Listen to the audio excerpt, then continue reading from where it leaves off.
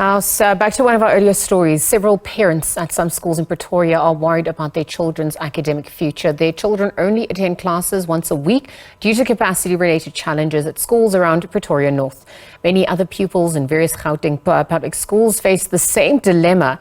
Attend school on a rotational basis due to classroom limitations. So to discuss this further, as well as look at some of the other education stories coming to the fore, we're going to be joined by teams by education activist Hendrik Makaneta. Hendrik, good afternoon. Thanks for your time on the SABC at this hour. Thank you very much indeed. Let's get your reaction to the story that I just highlighted in my introduction. Children forced to only attend classes once a week due to capacity and other related challenges at schools around Pretoria North. And as well as the school principal in the Northwest having been suspended after allegedly requesting teachers to conduct classes in restrooms due to lack of space. Definitely, the challenge of infrastructure is a big problem, particularly in public schools. This is where the problem is dire.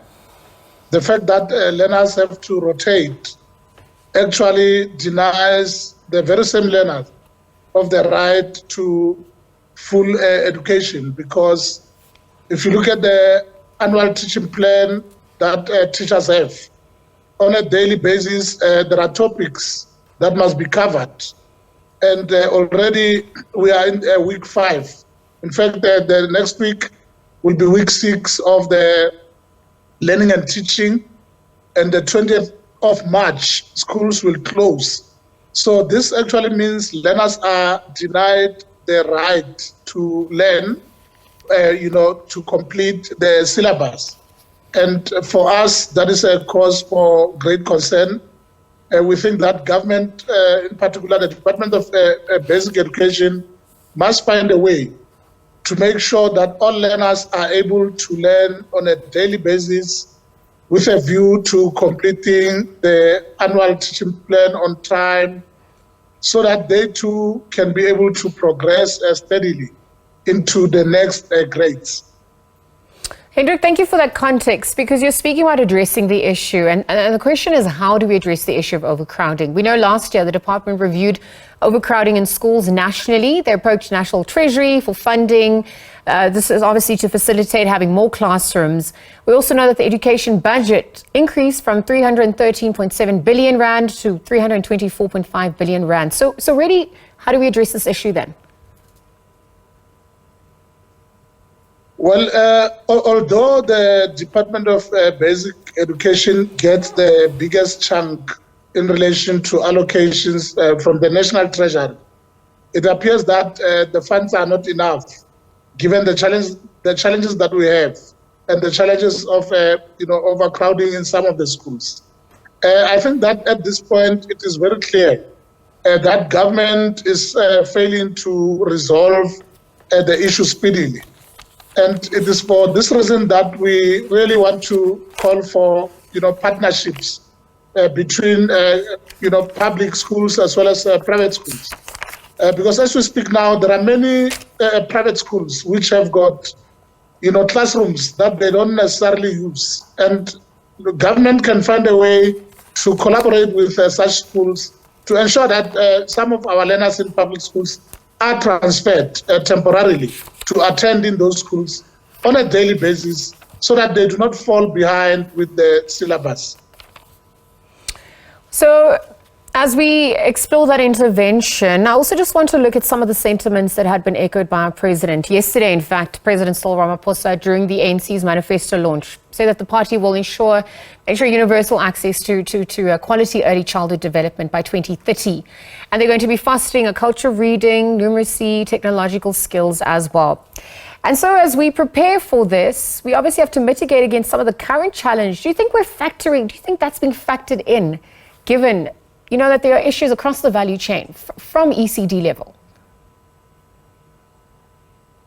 I think what the president said yesterday makes a lot of sense. It is a very good plan to make sure that early childhood development should be compulsory for a period of 2 years. I think we should applaud the president and by extension his party, the ANC. But on one hand, it is good to have a nice plan or a very good plan on paper. But the reality is that for every plan that one develops, there must be preparation.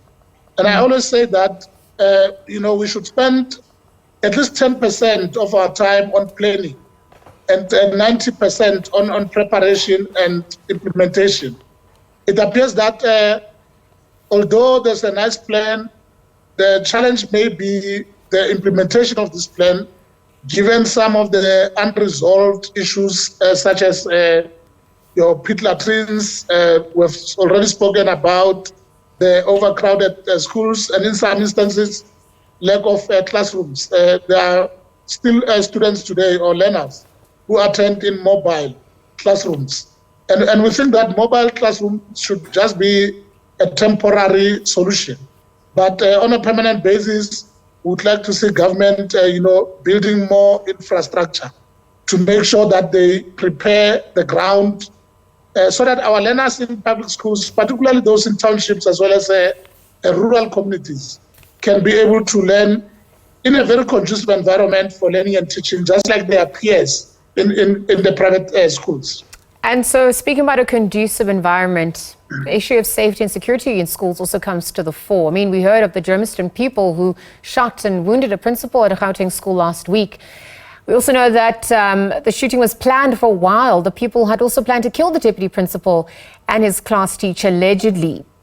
Let's get your reaction to this. How do we also improve safety in schools at large? I think that the time has come for us to stop paying lip service to the issue of safety in schools. As we speak, government has already called,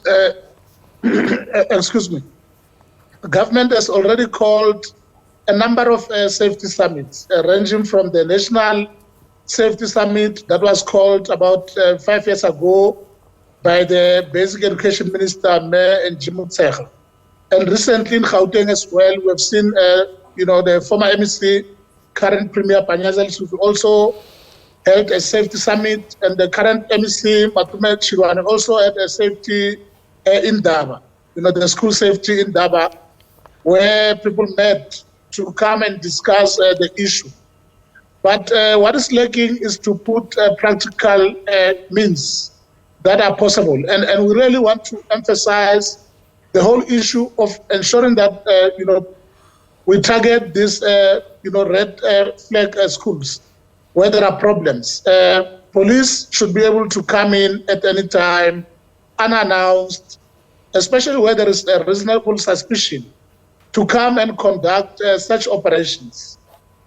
We know our communities. Learners are members of communities before they become learners. If a community is ridden with a crime, such criminal conduct will always find a way to creep into schools. So we need to really target these communities that are not safe and make sure that police visibility is explored on a regular basis, especially where there are gangs as well. We know these townships where there are gangs. Let us identify them with a view to ensuring that we rid them of crime once and for all.